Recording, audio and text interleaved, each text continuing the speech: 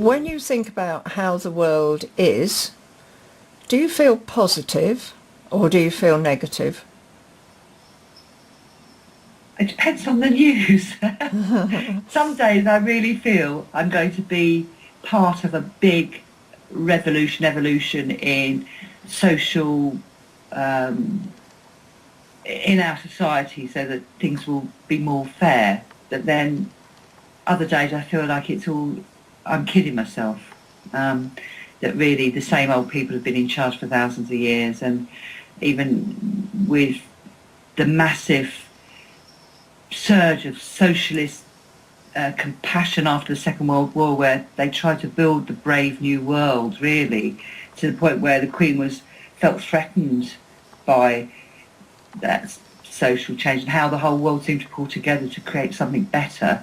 It's all just disappeared, and might as well not fought it, because it feels like the fascists are in charge and the same old rubbish people are controlling things. If anything, it seems worse.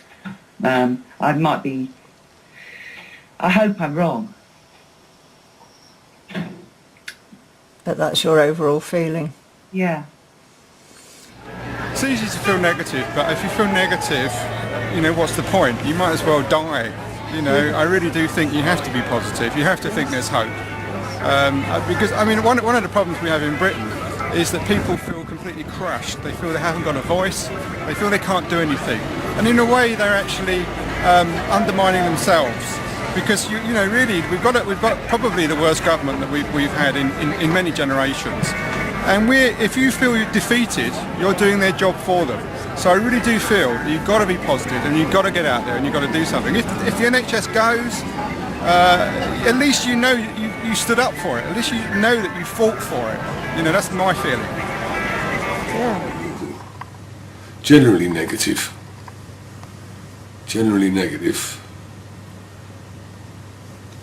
When I went to East Africa, there were 30,000 black rhinos, and they were considered to be rare. East Africa, Kenya, Tanzania, Uganda, huge area. 30,000 rhinos was a tiny number. There's a few hundred now.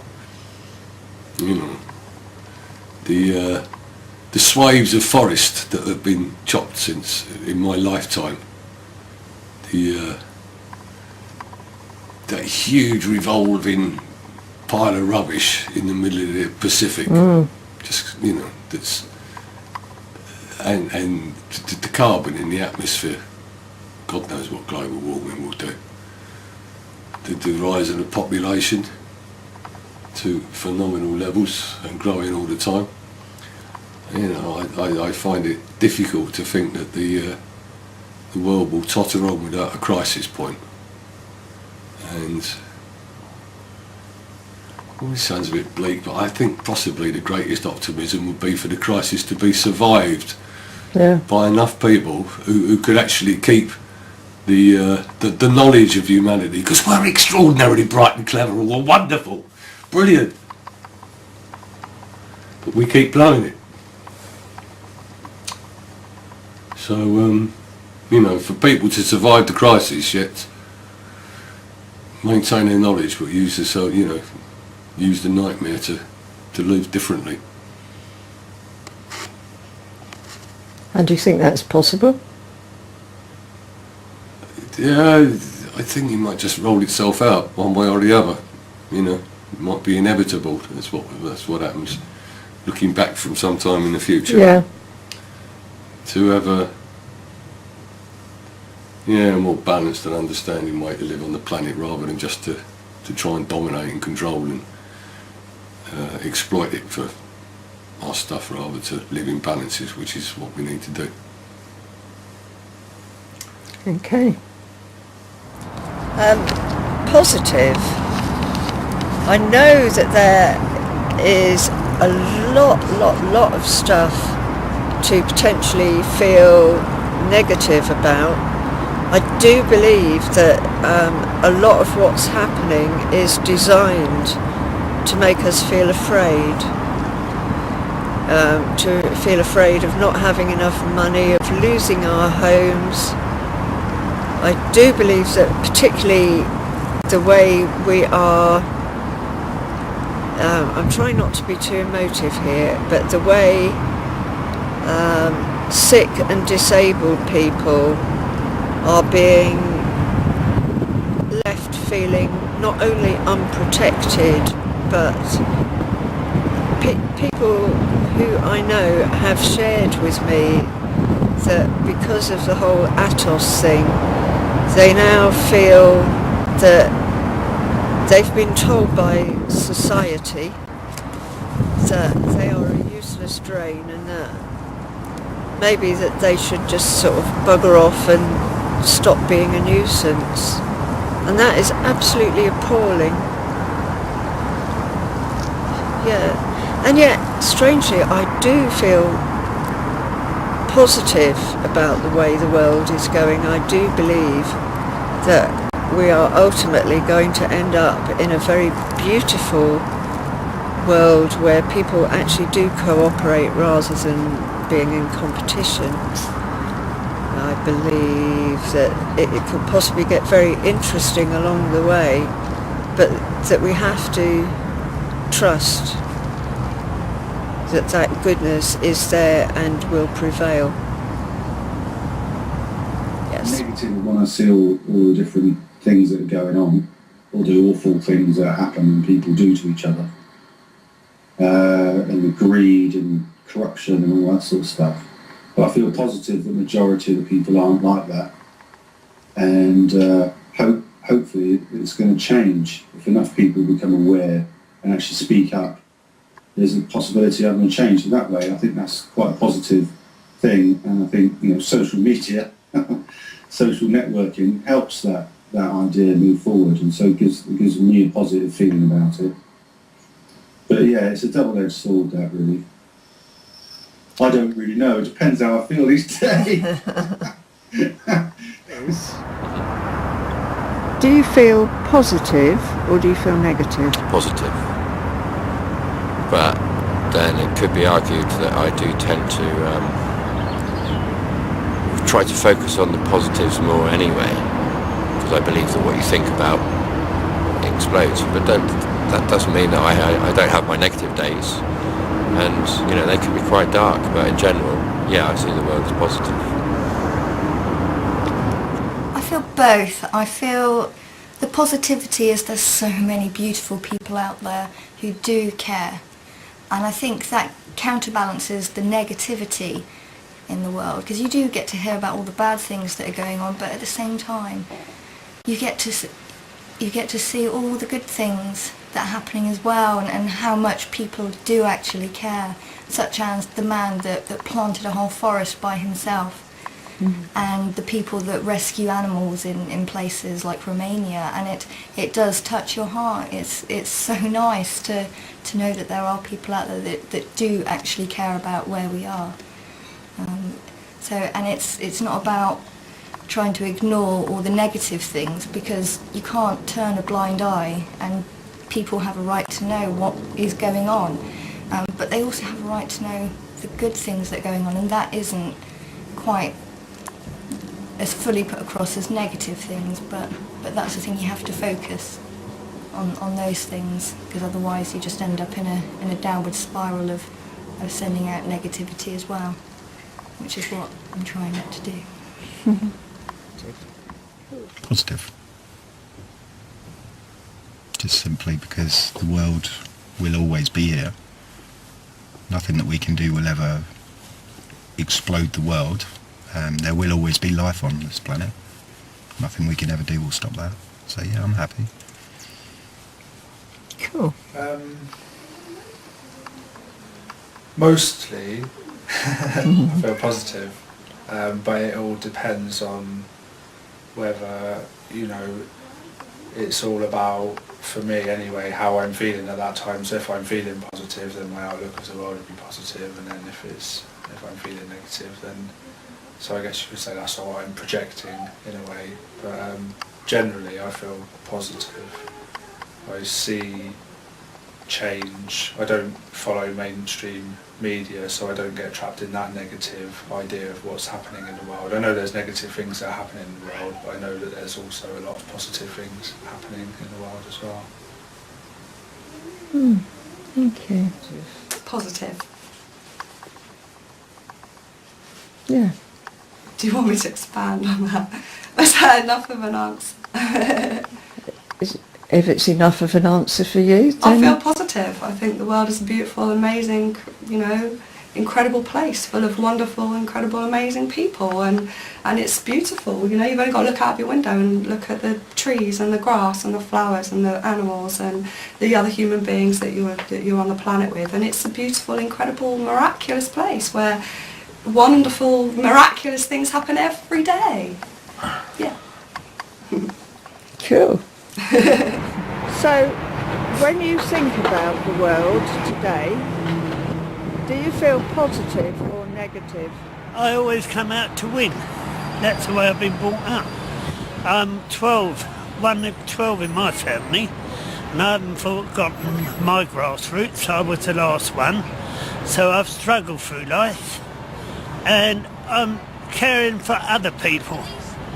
I take people out and about in community buses, and I help where I can, and I'm putting a little bit back what I've taken out. You're obviously a very nice man, actually. Well, that's why my wife married me. We've been married 51 years. Congratulations. She puts up with me. The majority of the time I feel positive. And some of the time I have negative thoughts, but I just thought that was... I'm glad to say the majority of the time I find it's positive, because I go back to the tenets of my belief system, if you like, and as soon as I go back to those particular tenets, and then I build it back up again. So I sit happily in quantum physics. I sit happily in the matrix. I sit happily in the fractal universe, and these are the ways for me to come back to my resonation, my vibration, my frequency. Once it's tuned into whatever you call it, the name matters not, but once I'm plugged into the what is, into the now, then it's always positive. It can fail to be nothing else. And yeah, I do. I have panicky thoughts, but they can be soon resolved by me going back to my basics, which is science.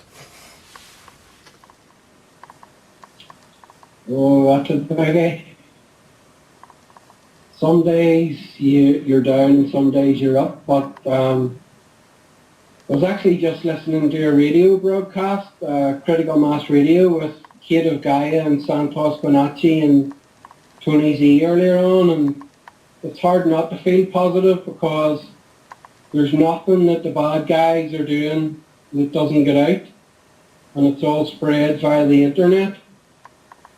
So even though the way the world is at the minute, I think it's reaching a tipping point where the Catholic Church and the Vatican and the monarchy and the House of Rothschild and all these evil demonic people and entities, I believe their time on the land is done. They're finished. And they know this. They're done, they're finished.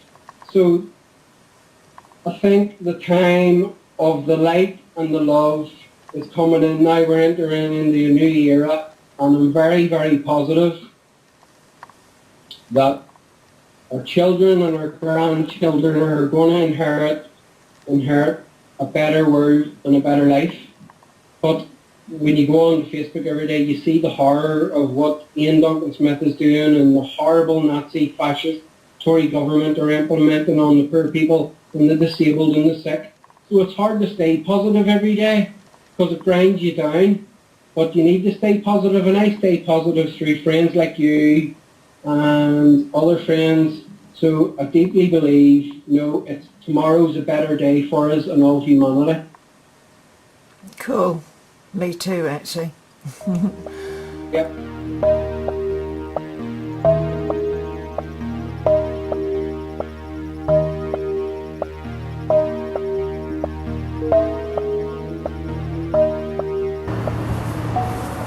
I guess ultimately,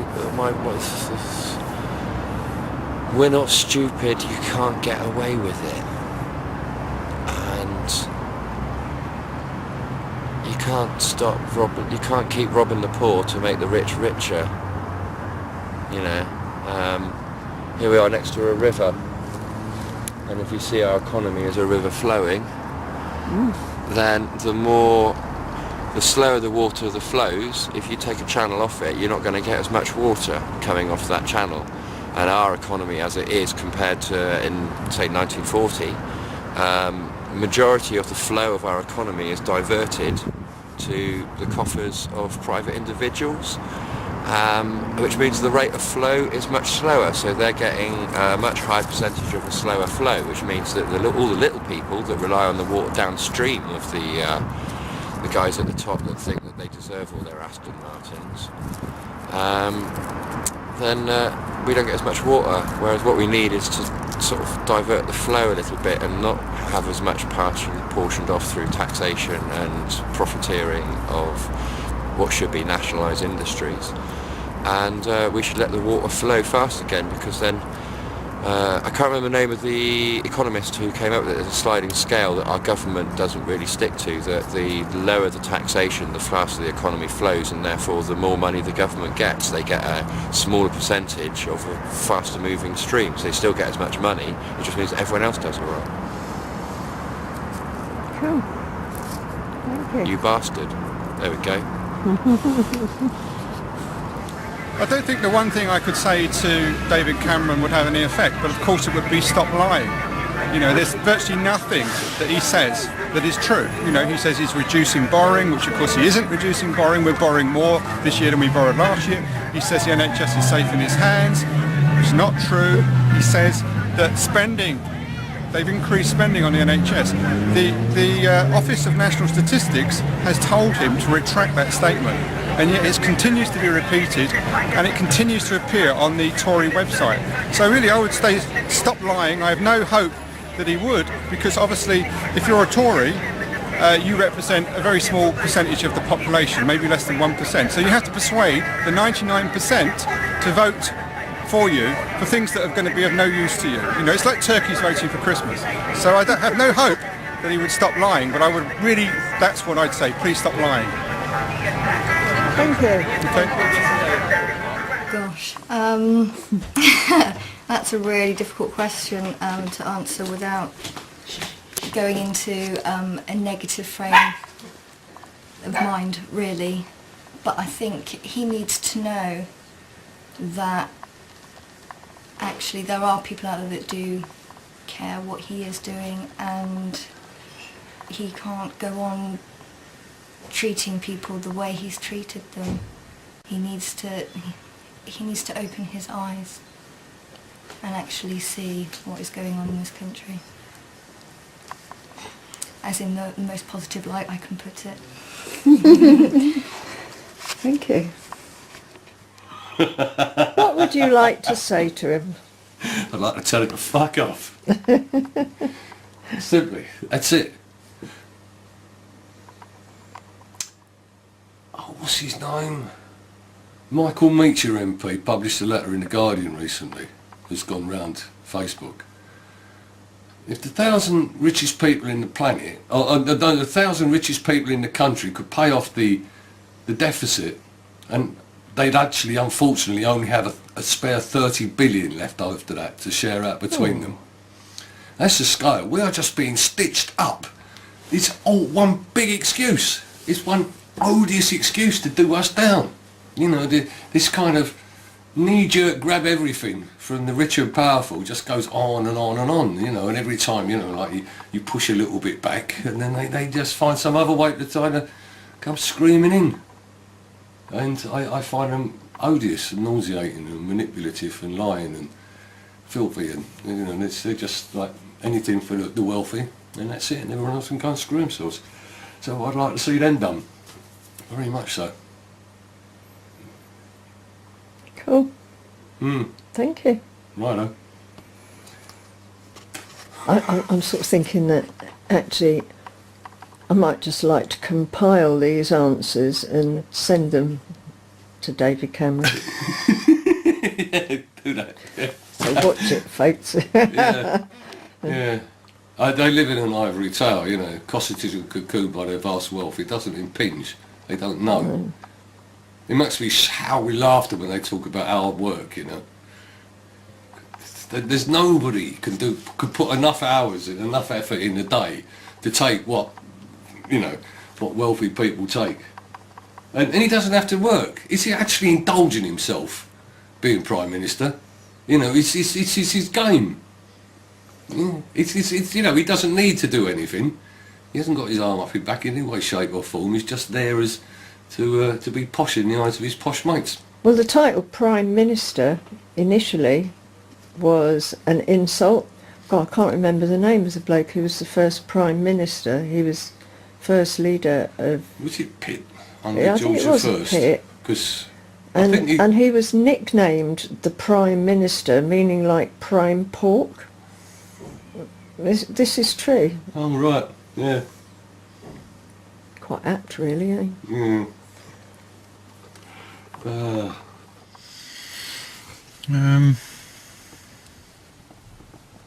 Fancy a pint?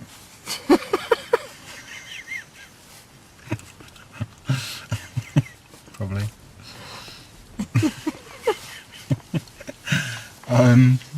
To be honest, I don't go in for politician bashing and all of that sort of thing. I know they lie in their own pockets. They always have. They always will. Ideally, ultimately, they've got our best interests at heart, which probably isn't always the way. But somebody needs to run the country. As they say, it's a bad job, but someone's got to do it. And it wouldn't want to be me.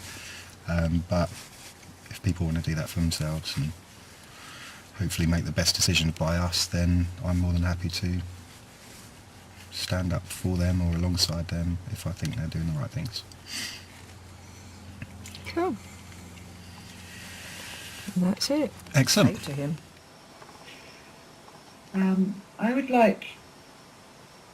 I'd say if you really believe yourself a Christian, then you should follow the teachings of Jesus Christ. You should remember that it's easier for a camel to pass through the eye of the needle than the rich man to enter the kingdom of God. So don't preach to us, the poor, about who are the most right-minded. You really haven't got any idea. My phone. Sorry about that. That's the phone. That's okay.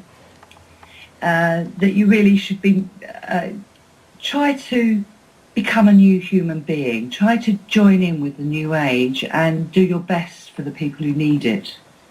Instead of pretending that you really care, why don't you give up your wealth and show us that you really mean it? Oh. Words along that line. And I'll try and leave out the expletives. I try and refrain from sticking my fingers up at him or giving him a shove as well.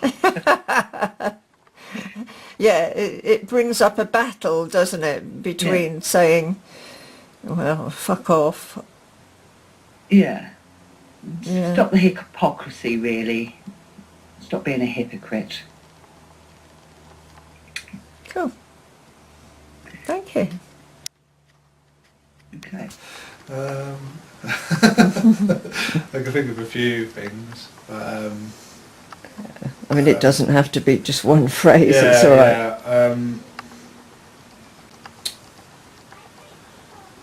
It's difficult really actually thinking about it. Nothing immediately springs to mind, but because I don't really, he's just a person really. I don't see him as an authority figure or someone who is even worth speaking to really.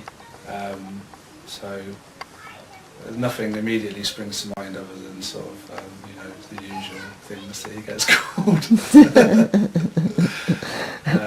Well, feel free, because at the moment I have a plan to put all the answers to this bit on a DVD and send it to him, which he may never listen to, but or watch. I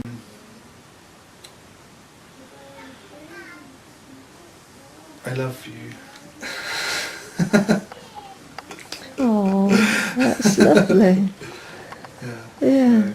That's probably what he most needs to hear. Yeah. Oh. I'm going to stop there. Cameron. David Cameron, I love you. And I love you and I love James, because that's exactly what he said he would like to say to David Cameron. Is that what he said? Oh, bless you. Yeah, Oh. I do. David Cameron, I love you. I love you like anybody else, and yeah, you make huge mistakes, but so do I. You know, so does everybody, and you know, I send blessings and light your way, that you'll make, you know, the best decisions that you can in your situation for the good of, you know, humanity and the world in general. So yeah, I love you, and peace be with you. Yeah.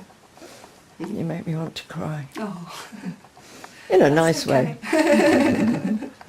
Thank you. You're welcome. You're an awesome lady. You too. Mirror. You see what you are. Think of the poor. I think that's the word for it. Think of the poor. Yeah, because he doesn't seem to do that, does he? He looks after himself, Boris and all of them. And I do actually go into Parliament 2 or 3 times a month, speak on behalf of pensioners, and we get involved with MPs. I sit on the strategy committee with Boris Johnson. I speak up for us there. So doors open, and I use the doors to open, and I go out and make a bit of trouble. I pity you.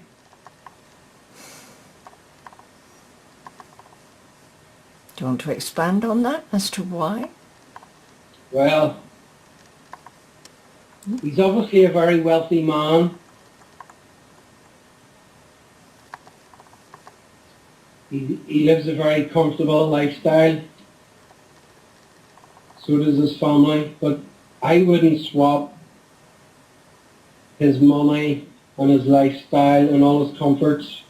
I would rather sit out in the back garden and starve and eat grass than swap his money and his karma, because it's not something. Every person, every human on this earth cannot escape this body dying, and we all have to answer for what we've done with this gift of life. He has chosen his path to persecute the poor and the disabled, and he will have to answer for that. There's no getting away from it, you know. Yeah. And I realise I have been given this gift, and I choose to love and spread love, and I know that's all I can do. Do no harm. No man is another man's master, and do no harm. So if I give a message to Cameron, I wouldn't swap my poverty for his wealth and his karma for anything. Cool. Thank you. Thank you. What would you like to say to David Cameron? I think mostly my heart wants to say to him, how can you?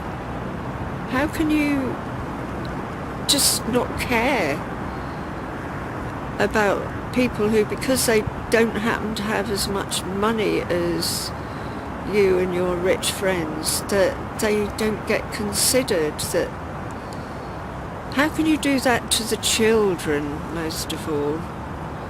I think somewhere along the way, Mr. Cameron, you must have had something very sad in your life that has cut some part of you off, and for that I feel sad for you. I would love to be able to take you to meet some of the people who you appear to be trampling on.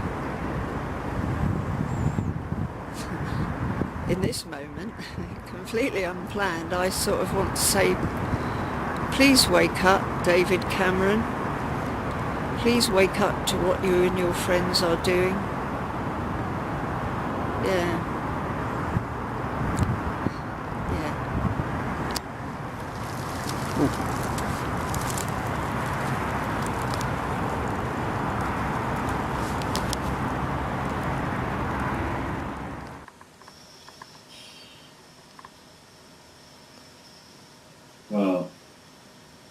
Well, I could be quite angry at him, I think, but I don't know, what can you say to somebody that's always had everything? What can you say to someone like that? He's never going to understand it anyway. He's going to tell you to get lost. I think probably fuck off, really. Got it. Sorry. No. I mean, you know, he's probably quite a nice bloke in some ways, you know, to his mates, but he's not being very nice to anyone else, and I think his politics are a bunch of bollocks. There you go. Yeah. Fair enough. Yeah. Aside from swearing like I did just now, I would urge him to really take a look inside his own heart, really. Not even his heart, but just try and imagine what it's like for other people to live in a place without £30 million behind them, backing them up, and a public education. Just really think that, you know, it's not just about the business and how quickly we can make more money. It's about people's lives. That's all there is at the end of the day. Once you're dead, you're dead. So what's it all about? You know, it's about everybody. It's not about certain people having lots of money or certain people living a certain way. It's about everyone on the planet, everyone in this country, everyone in everyone's house. It's about your gran or your kids or everyone you know. That's what it's about. It's not about money. It's not about war. It's not about getting things for people, better cars and stuff. Who cares? It's about people. It's about people's lives and living. That's it. You got to wake up and share it, mate. Share everything.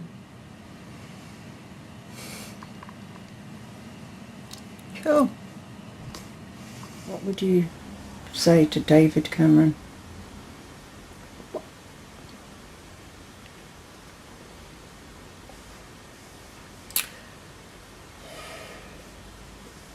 would I say to David Cameron? The first thing that I thought was, think with your heart.